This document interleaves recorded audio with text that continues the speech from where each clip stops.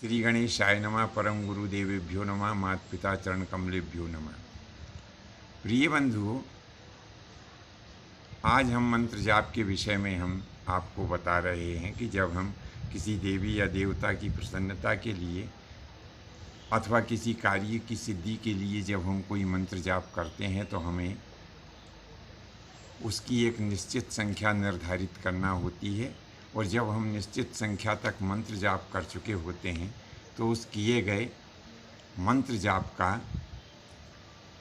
10% हमें हवन करना चाहिए, और जो 10% हमने हवन किया है उसका 10% हमें तर्पण करना चाहिए। अब ये तर्पण कैसे करना चाहिए, इसके विषय में हम आने वाले भागों में आपको विस्तृत रूप से बताएंगे।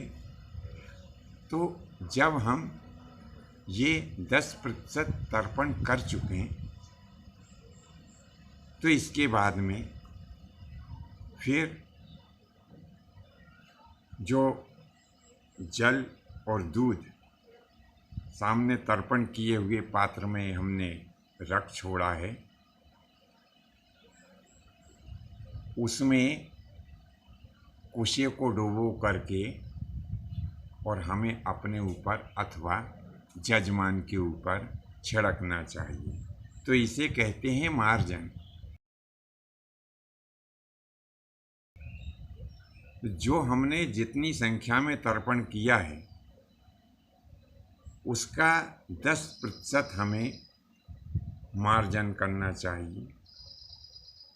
जब ये सारी क्रिया हम कर चुके हैं तो फिर यदि हमने अपने लिए ये कार्य किया है तो भगवान से हाथ जोड़ करके हमें प्रार्थना करना चाहिए कि हे दीन बंधु, आप हमारे द्वारा इस किए गए कार्य को सफल करें। और यदि हमने जजमान के लिए किया है तो हमें भगवान से ऐसी प्रार्थना करना चाहिए कि हे प्रभु, मैंने मेरे अमुक जजमान के लिए यह कार्य किया है, कृपा करके आप मेरे जजमान के ऊपर अपनी कृपा दृष्टि बनाए रखते हुए और उसे उसका उचित फल देने की कृपा करें। ऐसा कहते हुए अपने द्वारा किए गए जाप का संकल्प का जो पुण्य फल है, अपने द्वारा जो जाप किया गया है उसका हमें संकल्प बोल करके ऐसी कामना करें कि इसका जो पुण्य फल है वो इस जजमान को प्राप्त हो। ऐसा कहते हुए उस जजमान के हाथ में वो संकल्प हमें दे देना चाहिए, तब कहीं जाकर के इस कार्य की पूर्णता होती है। आज के लिए बस इतना ही। शेष आने वाले भागों में नए विषय के साथ में हम उपस्थित होंगे।